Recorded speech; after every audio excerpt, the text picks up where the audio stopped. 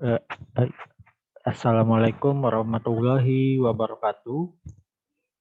Perkenalkan, nama saya Rojudin dari Program Studi Teknik Elektro Universitas Nusa Putra kelas TE 20A. Di sini pada kesempatan ini saya akan menjelaskan tentang penggunaan virtual lab atau simulasi untuk sensor-sensor lab. Baik, kita langsung mulai saja.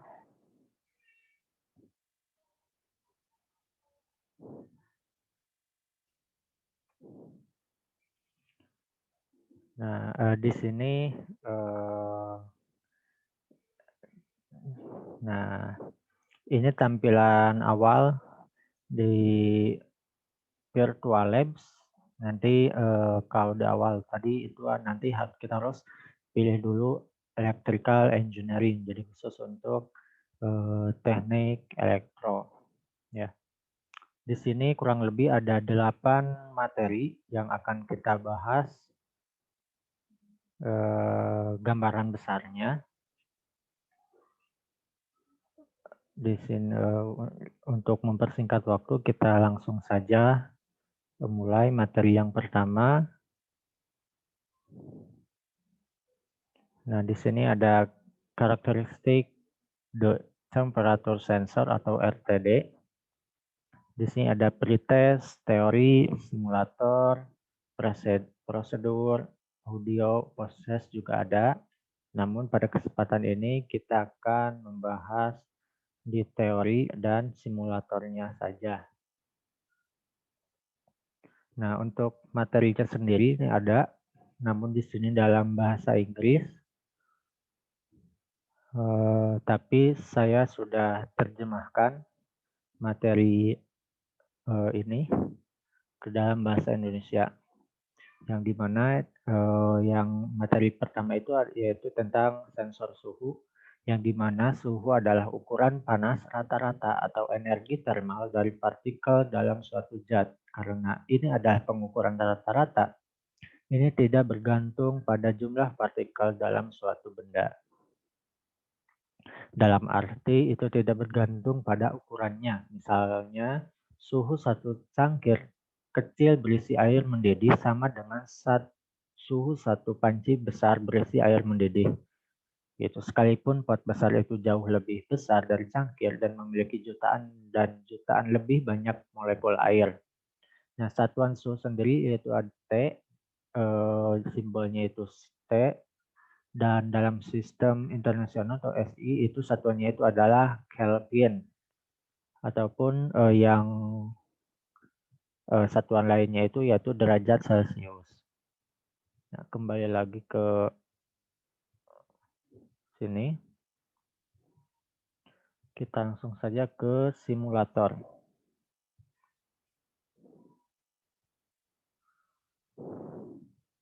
Nah, ini ada simulatornya. Pertama kita pilih dulu material yang akan kita ukur. Di sini ada platinum, copper, nikel, dan balko. Saya akan pilih platinum. Lalu ini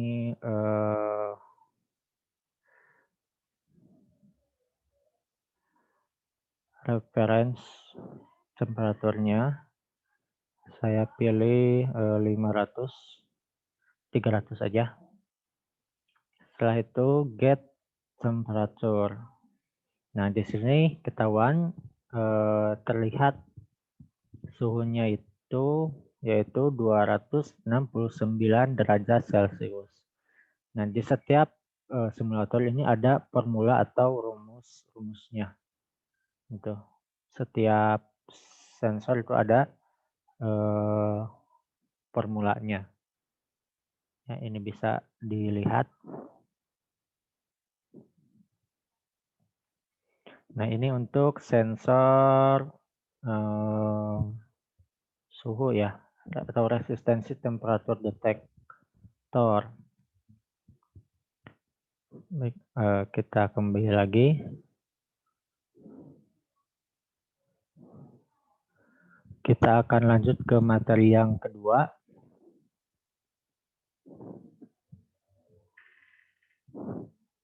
Nah, simulasi the performance of biosensor. Jadi sensor ini materi yang kedua ini yaitu tentang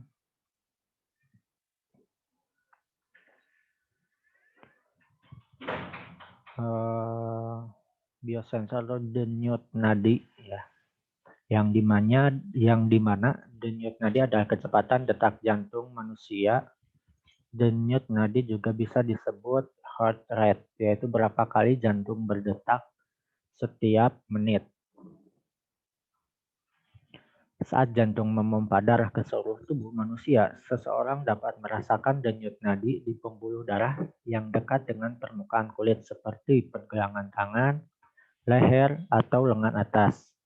Menghitung denyut nadi merupakan cara sederhana untuk mengetahui seberapa cepat jantung berdetak. Namun ritme dan kekuatan detak jantung juga bisa diperhatikan, serta apakah pembuluh darah terasa keras atau lunak. Ini materinya yang sudah saya terjemahkan.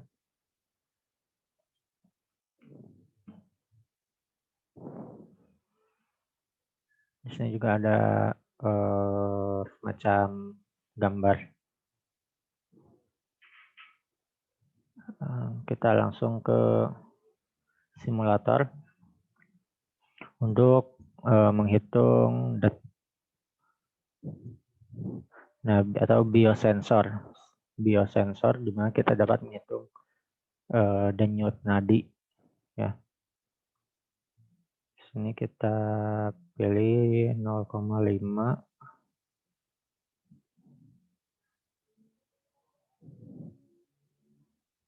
Start. Nah, ini titik merahnya ini. Nah, di sini ada yaitu atau sinyal conditioning circuitnya itu sebesar 60 BPM.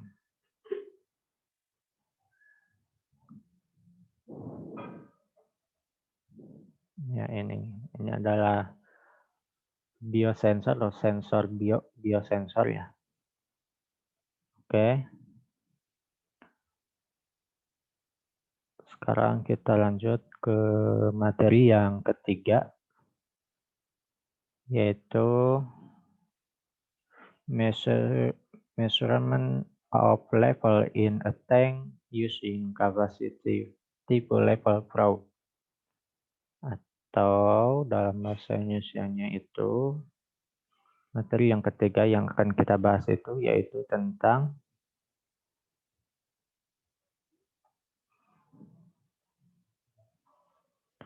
pengukuran level, yang dimana dalam industri cairan seperti air, bahan kimia, dan pelarut digunakan dalam berbagai proses. Jumlah cairan yang disimpan dapat diketahui dengan mengukur level cairan dalam wadah atau bezana. Tingkat tidak hanya mempengaruhi kuantitas yang dikirim, tetapi juga tekanan dan laju aliran masuk dan keluar dari wadah. Sensor level mendeteksi level zat seperti cairan siluri, material granuler, dan bubuk.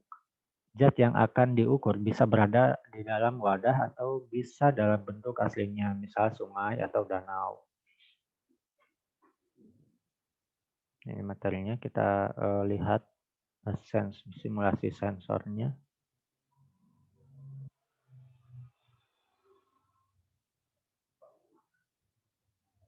Nah, ini simulasi sensornya ya. Head up tank, tak pilih 500.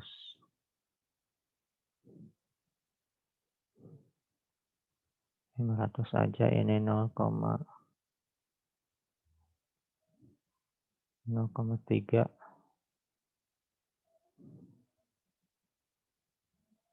Coffee beans, rain water, air aja deh.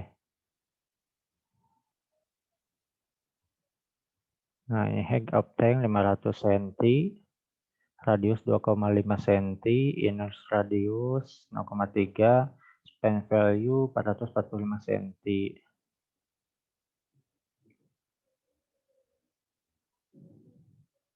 eksperimen. Nah, ini hasilnya kurang lebih seperti itu untuk kapasitansi. Ya,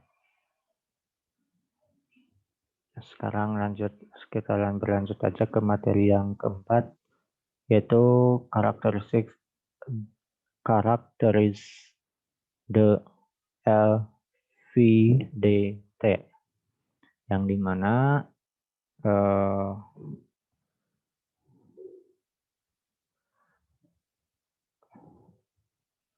LVDT itu ada transformator differential variable linear. Ini adalah transducer elektromekanis. Ini mengubah bujur sangkar perpindahan benda apapun yang digabungkan secara mekanis dalam sinyal listrik sebanding dengannya. Konstruksi LVDT terbuat dari dua komponen utama, angker yang dapat digerakkan dan belitan transformator luar. Nah, LVDT ini terdiri dari 3 belitan pusat, 1 belitan primer, sedangkan 2 lainnya adalah belitan sekunder, gulungan. Untuk simulasinya sendiri atau sensornya LVDT, nah ini gambarannya.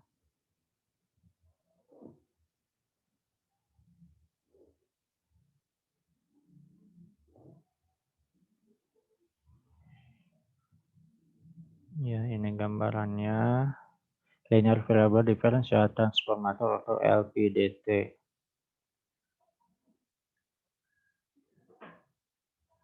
Kita lanjut ke materi yang kelima, yaitu design of array flat for typical application.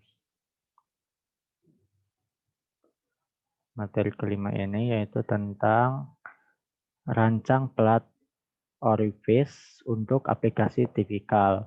Orifice meter adalah jenis meteran kepala variabel. Pada meter ini, hambatan aliran terdiri dari suatu teknik penyempitan pada fluida yang diukur menyebabkan penurunan tekanan aliran.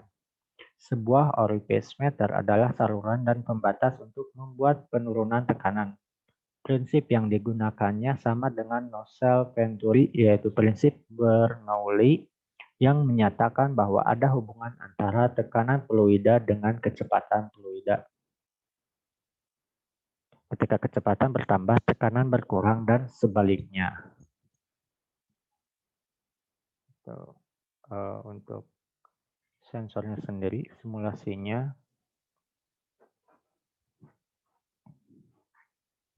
kita refresh ya.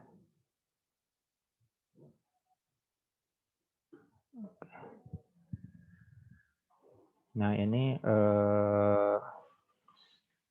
orifice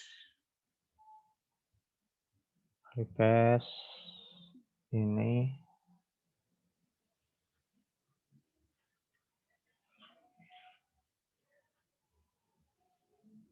gambaran besarnya.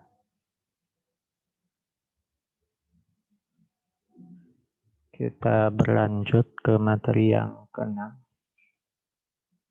Simulasi the performance of a chemical sensor. Nah, materi ini juga sama, sudah saya translate ke bahasa Indonesia. Yaitu materi keenam yaitu simulasi kinerja sensor kimia atau pH. Nah, dari sini kita dapat mengukur pH. pH didefinisikan sebagai logaritma negatif dari konsentrasi ion hidrogen. pH, sensor pH adalah salah satu analisis paling umum yang digunakan dalam industri proses. pH sebenarnya adalah pengukuran aktivitas ion hidrogen dalam sampel. Pengukuran pH dilakukan dalam skala 0 sampai 14, dengan 7 dianggap netral. Larutan dengan nilai pH di bawah 7 dianggap asam, dan di atas 7 itu disebut basa. Jadi larutan yang memiliki pH di bawah 7 itu dianggap larutan asam, dan yang di atas 7 itu disebut larutan basa. prinsip kerjanya ini di sini ada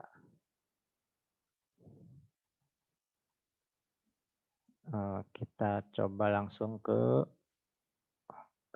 simulasinya. Itu ada dua, yaitu pH simulasi simulator dan conductivity simulator. Kita coba yang pH simulator terlebih dahulu. Nah, di sini ada pH. Kita akan coba di 4.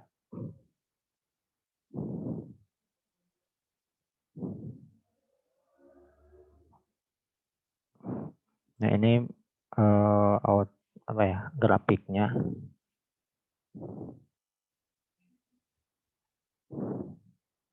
Di sini ada pH 0, 4, 7, 14.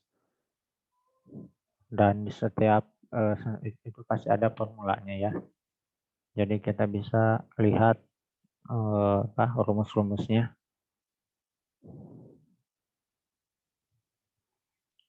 So, yang 9,2 ya ini. Kita coba yang conductivity simulator.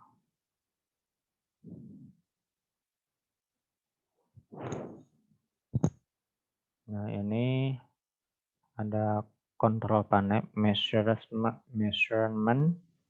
of conductivity. Ini sampel ada HCl, KCl, H2SO4, NaCl, NaOH.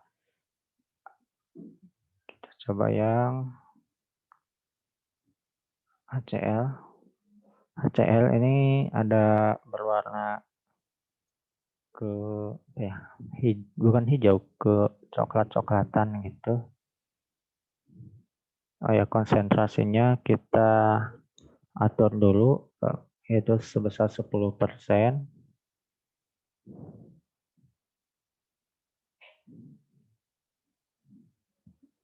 Coba submit.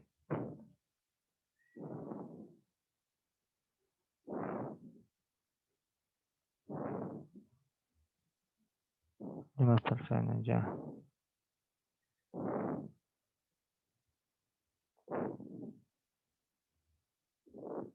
Ini sensor untuk mengukur pH.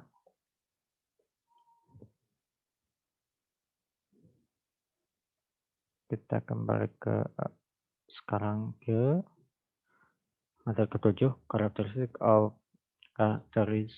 the strength of sensor, atau di sini yang sudah saya terjemahkan itu sensor pengukuran regangan prasyarat ya. Untuk sensor regangan sendiri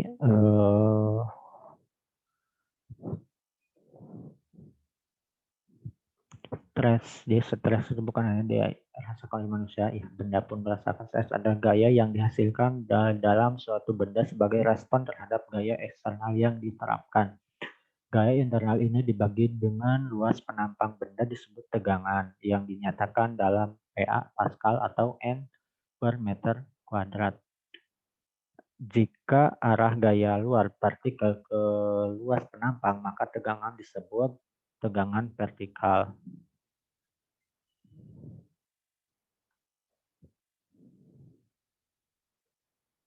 Pretestnya juga ada. Kita coba simulatornya. Nah, ini simulatornya, materialnya kita pilih dulu.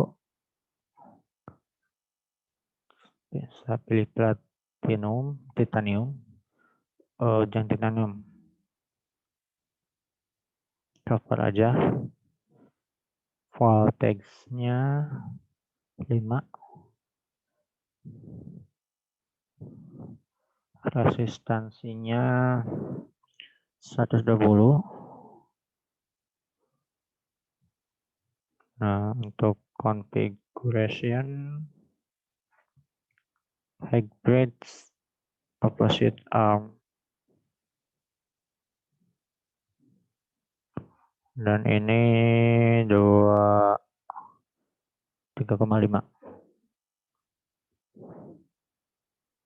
Nah, ini configuration-nya, you have selected material copper, input port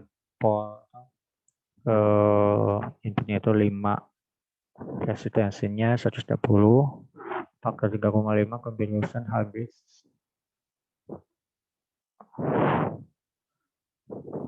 Ini, dan di sini juga ada formulanya.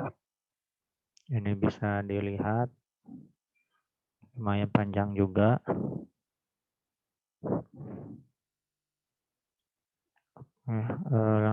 Lanjut saja ke materi terakhir ya. Temperatur sensor. Materi karakteristik sensor suhu atau termokouple. Pada saat sebelum melakukan percobaan termokouple, kita harus memiliki pengetahuan tentang pentingnya pengukuran suhu, skala suhu yang berbeda, berbagai metode pengukuran suhu. Teorinya, efek elektromagnetik adalah konversi langsung dari perbedaan suhu menjadi tegangan listrik dan sebaliknya. Perangkat termoelektrik menghasilkan tegangan ketika ada perbedaan suhu di setiap sisi. Sebaliknya, ketika tegangan diterapkan padanya, itu menciptakan perbedaan suhu. Nah, ini materinya masih panjang sebenarnya. Bisa kita ini lagi, baca lagi nanti. Kita lihat untuk simulator termokapalnya sendiri. Tipenya itu ZK, Sapilika, reference time-nya itu 10. Get temperature yaitu sebesar 219 derajat Celcius. Ini ada kontrol panel.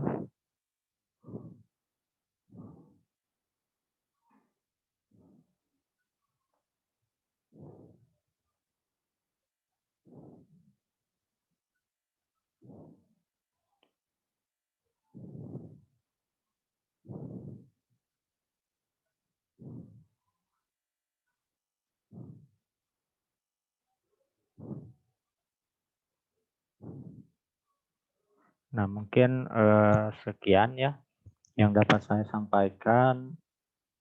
Saya sadar ini masih memiliki banyak sekali kekurangan. Mudah-mudahan semoga kita bisa bertemu lagi dan tentunya dengan pengetahuan yang lebih tentang sensor-sensor dalam dunia elektronika. Ya, terima kasih atas perhatiannya. Wassalamualaikum warahmatullahi wabarakatuh.